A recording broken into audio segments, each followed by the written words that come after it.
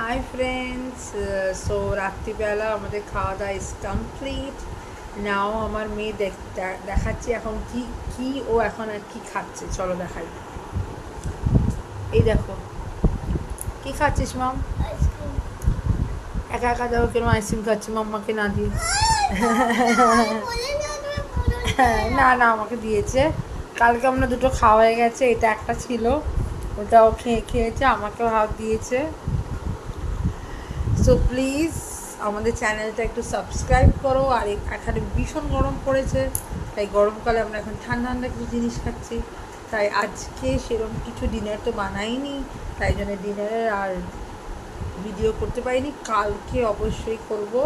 তো আমাদের সাথে থাকবে, পাশে থাকবে আর সাবস্ক্রাইব করবে। চল বাই করে দে।